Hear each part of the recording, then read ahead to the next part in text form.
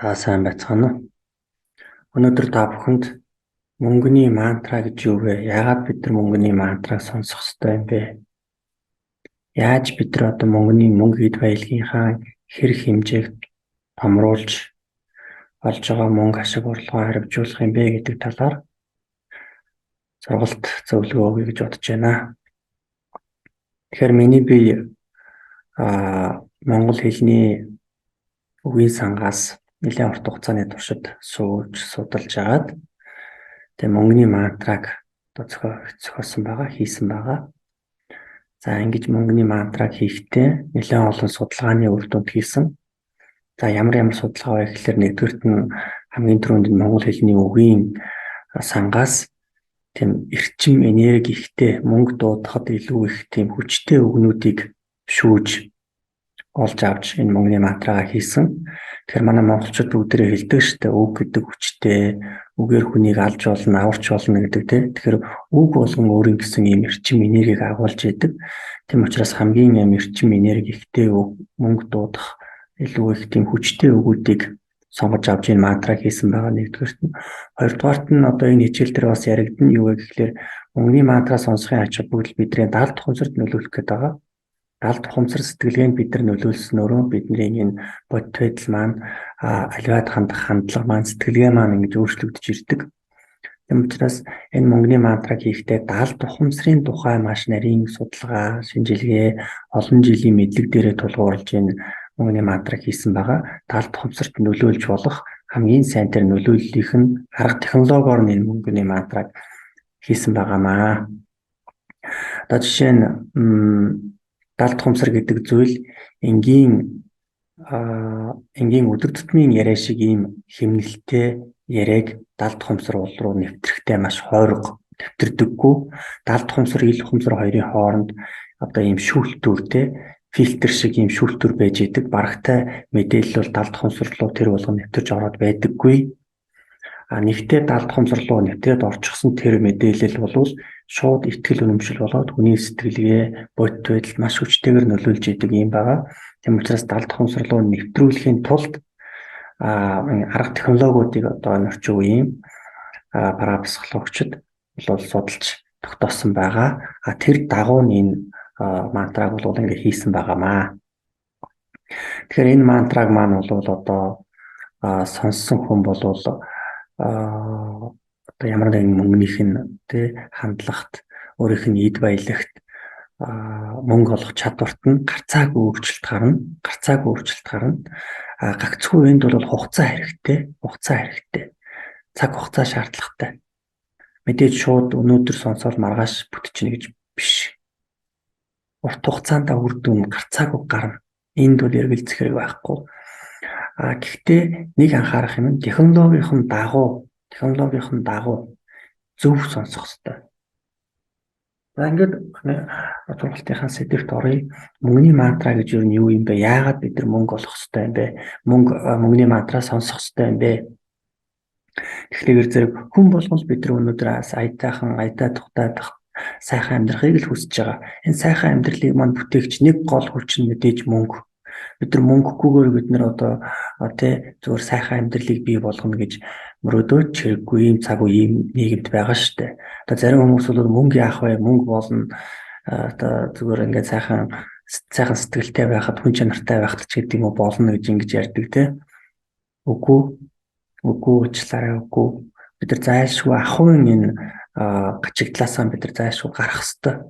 Ахуйн гачигдaltaй байгаа хүн бол хизээд сайхан амьдралыг бий болох боломжгүй. Хамгийн түрүүнд ахуйгаа шийдэх ёстой. Өлсөж байгаа хүнд өнөөдөр эрүүл хооллох нь бол падал байхгүй шүү дээ. Амраар нь олсон давах юм олдчихлээвэл шууд л иддэг шүү дээ тийм учраас эхлээд ахуйн асуудлаа шийдчихэж дараагийнхаа бид нар юм руу орох ёстой. Тийм энэ ахуйн байдлаа шийдэхэд мөнгө олоход нь энэ мөнгөний мантра сонсох бол асар их ач холбогдолтой. Энэ мөнгөний мантраг одоо бид нар хэрэгцээ мөнгөний зөв сэтгэлгээ, зөв ойлголтоор мөнгийг зөв олж чадчихвэл энэ мөнгөний мантра маань яах вэ гэхээр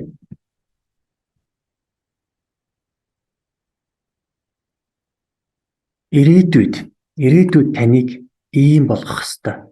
Ийм болох ёстой. Та зүгээр л мөнгөө ургацаа хурааж байгаа юм шиг мөнгийг хурааж авдаг ийм цаг үе ирэх ёстой. Одоо бол бид нар яадаг вэ гэхээр ширхэг мөнгөний хойноос гүйж хөөцөлдөж явдаг гэсэн үг. Тэгээ ийм болохын тулд энэ мөнгөний мантраг бол та бүхэн зориулж хийсэн юм байна. За мөнгө гэдэг зүйл энэ талаарх бодол ойлголтоо бид нар одоо нэг бодоод үз. Мөнгөний талаарх мөнгийг та яаж олдог вэ?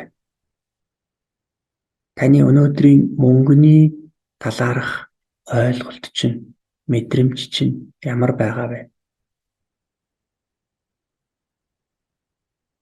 Мөнгөний чинь байр байдал, мөнгө санхүүгийн чинь байр байдал, орлогын чинь байр байдал ямар шүү хэлбэр загвартай байгаа вэ? Тэрийг та өнөөдөр нэг бодно уу? Яг өнөөдрийнхөө байгаа байдлыг та нэг бодоод үз. Та орлогын хэдэн хөөсвөртэй байгаа вэ? Таны орлого тогтмол байгаа юу? Хэлбэлцдэг үү? Сардаа 1-2 удаа байдгүй, эсвэл өдөр тутамдаа байдгүй. Та гинтгэнд их мөнгө олдог уу? Та мөнгөнд яаж ханддаг вэ?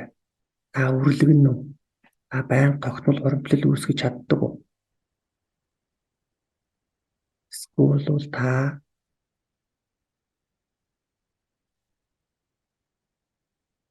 хадгаламж үүсгэж чаддаггүй, үүсгэн гэсэн сайхан сэтгэл бодолтой л явдаг хүн үү? Тэгвэл таны яг энэ мөнгөний саяны бүгдийн асуултанд хариулаад үзэхдээ зэрэг таны мөнгөний чинь талаарх үндсэн одоо байр байдал, үндсэн таны одоо мөнгөний тал, мөнгөнд ханддаг хандлага, мөнгөний чинь тэр харилцаа холбоо танд одоо тодорхой болж ирнэ. Тэгвэл энэ мөнгөний хандлага, мөнгөнд хандах хандлага, мөнгөний чинь байр байдал, мөнгө санхүүгийн чинь байр байдал хаанаас, юунаас ихтэй байна вэ гэдгийг та өнөөдөр одоо шинжилж үзнэ үү? Яаж шинжилж үзэх вэ гэхлээр та нүдээ ханаад биеэ тайвшруулад суу. Тэгээд аав ээжи багаасаа өссөн, торинсон бага насныхаа үеийг ялангуяа аав ээжийнхээ мөнгөнд хандж исэн хандлага, аав ээжийнхээ мөнгөний байр байдлыг нь ажиглаж анзаарч нүдээ ханаад төсөөл мэдэр. Тэр төсөөлөл, тэр мэдлэг, тэр одоо мэдлэг гэхээ үдэ тэр авсан зүйл чинь, тэр харсан зүйл чинь, тэр сонссон зүйл чинь өөрөөр хэлбэл аав ээжээсээ бага насндаа авсан мөнгөний талаарх аав ээжийн тань тэр байр байдал юу нь одоо танд байна вэ? Юу нь одоо танд байна вэ? Ээжийнхээ үрлэгэн занг авцсан байж магадгүй та. Аавынхаа тогтмол орлого олдог тэр мөнгөний байр байдлыг өнөөдөр та өөртөө авцсан, шингээсэн, та тэрүүгээр өөрийгөө програмчлсан явж иж магадгүй. Эсвэл ээжийнхээ овсгоотой энэ тэндээс илүү нэмэлт орлого олж чаддаг тэр мөнгөний хандлагыг бас өнөөдөр та өөртөө авцсан байж магадгүй. Энийг та маань өнөөдөр нэг шинжилж үзнэ үү? Та нүдээ ханаа тайван суу. Тэгээд зүгээр л мэдэр. Аав ээж чинь мөнгөний ямар байр байдалтай, мөнгөнд яаж ханддаг байсан бэ? Багтаа таны мөнгө санхүүгийн байдал ямар байсан байна вэ?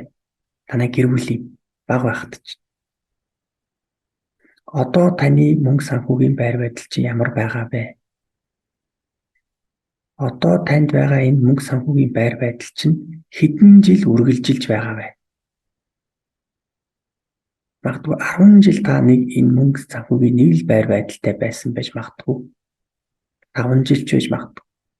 Энэ бүгдийг та нүдээ ханаад нэг мэдэрч үз. Үүнийг мэдэрсний дараа танд нэгэн зүйл тодорхой бол. Тэр зүйл бол энэ зурган дээр байгаа шиг яг ийм зүйл. Тэр зүйлийг энэ зурган дээр ил тодорхой өгүүлж байгаа. Юу вэ гэхлээр бидний мөнгөнд ханддаг тэр хандлага маань хэн нэгэн хүнээс гараад ирчихсэн байдаг. Ихэвчлэн гэр бүлийнхнээс, аав ээжээс. Аав ээжт нь хажууд чинь мөнгө олох маш хэцүү байна. Мөнгө олох гэж зүдэрч जैन, зовж जैन гэж байн хажуудж ийсэн баг байхаас чинь ярьж ийсэн бол та өнөөдөр яг тэрүүгээр мөнгө олох гэж зүдэрч зовж яваа. Мөнгө олох танд маш хэцүү байгаа. Эсвэл ээж чинь үрлэгэн мөнгө нэг л мэдгэд өргөдчихэд ингээд ерөөсөн алга болчоод өргөдчихэд явах юмаа гэж ярьдаг. Мөнгөнд их үрлэгэн байсан бол та яг тийм байгаа. Яагаад тэгэхээр таны ээж аавын чинь үгээр таны мөнгөнд хандах хандлагын мөнгөний талаарх ойлголтын тарих, ойлголтын сэтгэлгээ, ойлголтын ухамсар чинь бүрэлдэж бий болдог. Яг энэ зураг шиг. Энэ эмэгтэйгийн амаас гараад жишээ нь энэ эмэгтэйгийн тархинд нь энэ титэм байна те. Энэ титэм энэ амаар нь дамжиж гараад таны чихээр ороод таны тархин дотор ороод ирчихсэн байж байгаа. За титмээр юу хэлж яах нэхлээр мөнгөний талаарх эерэг сайн итгэл үнэмшил, эерэг бодол, эерэг одоо ойлголтыг хэлж байгаа. Дөрөв ярьсан те. Ээж нь ингээд одоо сэргэлэн мөнгөнд аягүй сэргэлэн тийм авсгоотой ажлынхаа хажуугаар ингээд нэмэлт орлогод олоод байдаг тийм хүн байсан бол яг тэр нь танд халдварлагдаад ирчихсэн байгаа. Тэрийг бол энэ титмээр зөвлөж болох юм. Гэтэл эсвэргээрээ бас үрлэгэн ч юм уу эсвэл мөнгө олох гэж зовж जैन мөнгийг арай гэж ингээд нэг баг багаар ганцхан цалингаар ингээд олдог ч юм уу те. Тийм байсан бол за тэр байдлыг нь бол энэ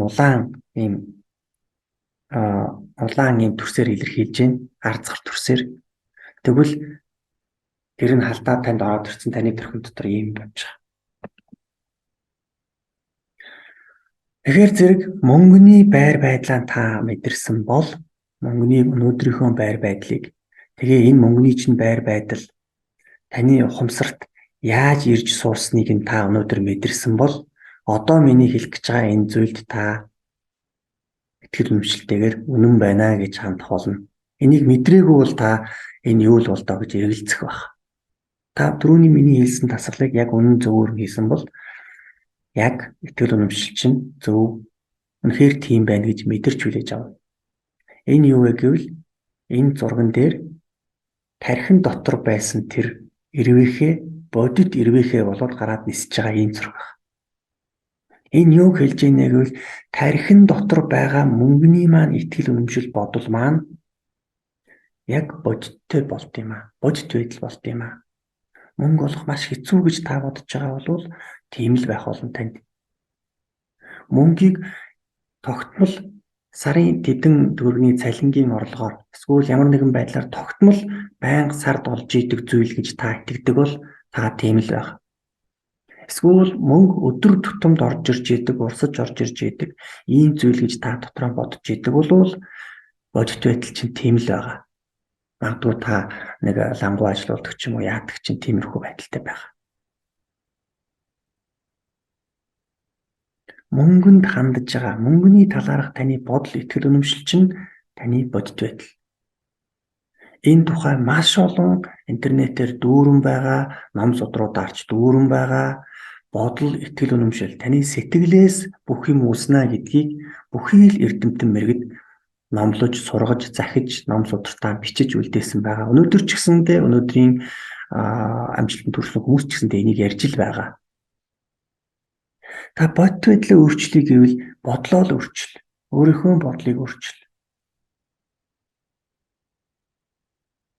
Энэ үгийг сонсохлоор одоо та маань мөнгөний талаарх сүүлийн хэдэн жил та яг нэг л хэмнэлээр мөнгөний нэг л хэмнэлээр амьдэрсэн бэ?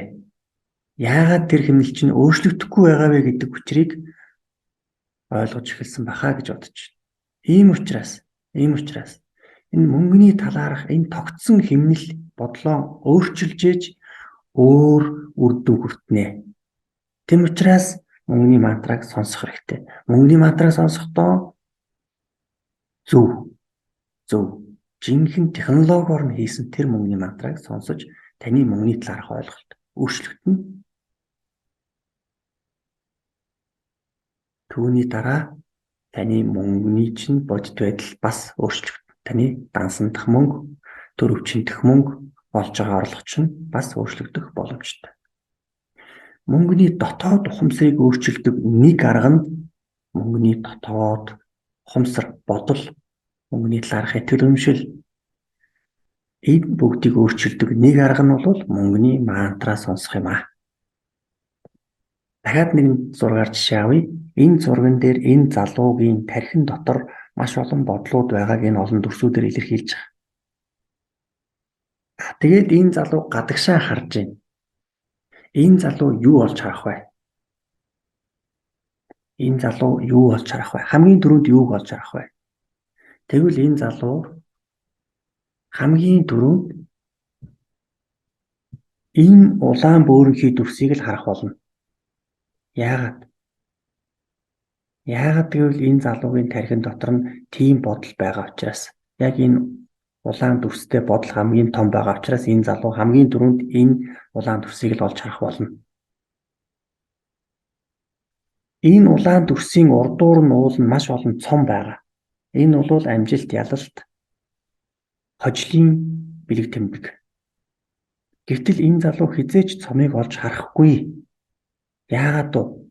Яагаад гэвэл энэ залуугийн тархин дотор цом байхгүй байна. Өөрөөр тархин дотор нь ийм бодол байхгүй учраас, ийм мэдрэмж байхгүй учраас энэ цомыг олж харахгүй. Магадгүй энэ цомыг мөнгийг одоо тийм амархан аргаар олж чаддаг, мөнгийг одоо их овсгоотой сэргэлэнтэй за сард 10 сая төгрөгийн орлого олж чаддаг тийм байдлыг энэ цомоор илэрхийлье. Тэгвэл энэ хүн дотор нь сарын 10 сая төгрөгийн би орлого олж чадна гэсэн итгэл үнэмшил, мөнгө бол сард 10 сая төгрөг орж ирж болдог гэсэн бодол энэ хүний тархинд байхгүй учраас энэ хүн сарын 10 энэ цомоо олж харж чадахгүй гэсэн үг.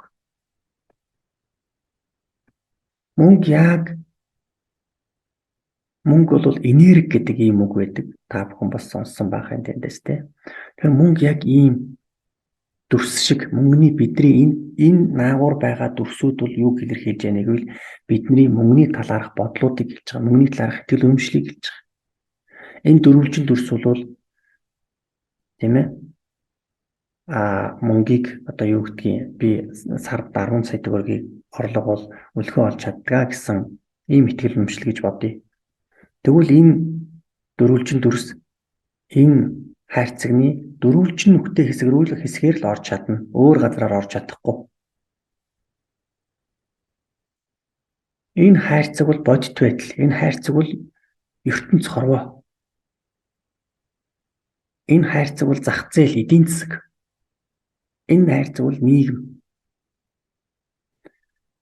Энэ нийгэм, эдийн засгийн энэ орчин руу бид нар сарын 10 сая төгрөг олдог тэр хэсгээр нь орох уу? Эсвэл сарын сая төгрөгөн дээр л нэг боломжоор нь сая төгрөгийн тэр хэмжээгээр л орох уу гэдэг нь бидний дотоод итгэл үнэмшил, бодол, мэдрэмжээс хамаарна. Бидний дотоод итгэл үнэмшлийг энэ дүрсүүдээр илэрхийлж байгаамаа. Зах зээлийг, эдийн засгийг энэ хайрцагаар илэрхийлж байгаамаа. Тэгвэл одоо бид нар сарын 1 сая төгрөгийн хэмжээтэй байя л да. Тэгвэл хизээч бид нар сарын 20, 30 сая, 10 саяын хэмжээс рүү орж чадахгүй.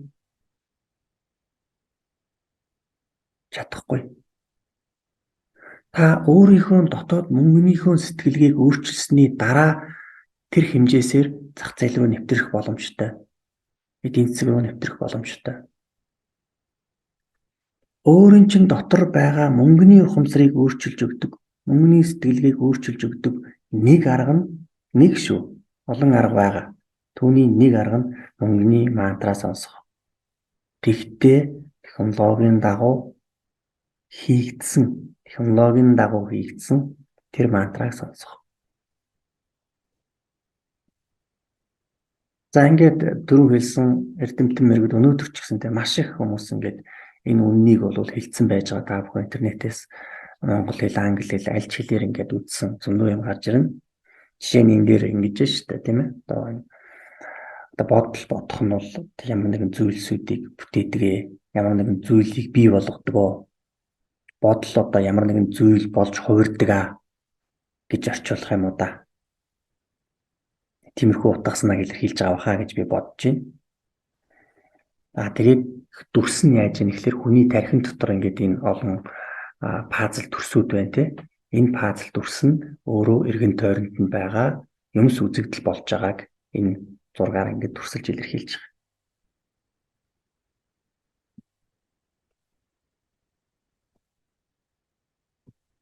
Джеймс Аллен гэж хүн хэлсэн байна те. Бодол бол тийм мастер хүч, маш их хүч. Тэгээ ямар нэгэн зүйлийг одоо хэлбэржүүлж, цуглуулж ингэж хэлбэржүүлж, цуглуулж, бүтээх. Цуглуулж одоо яах гэх юм те? Эвлүүлж гэх юм уу? Эвлүүлж, цуглуулж, бүтээх тийм мастер хүч нь бидний бодол, ухамсар, сэтгэлгээ. Сэтгэл маань юм шүү гэж. За ингээд энэ зурган дээр гарч байгаа шиг мөнгийг сая арна, тэрбум арна, таны дээрээс хур бороо мэт, салхи шуурга мэт, цасан ширхэг мэт, хаялан бодруулах энэ технологи аргачлалаар нь хийсэн мөнгөний мантраг би та бүхэнд санал болгож байна. Сайн сайхныг хүсье, амжилт хүсье. Мөнгө таны дээрээс хур бороо мэт, салхи шуурга мэт, цасан ширхэг мэт, хаялан орж ирэх ойрхон байна. Та яг тийм боломжоос, та яг тийм азаас атгаж авлаа өнөөдөр. Танд баяр хүргэе.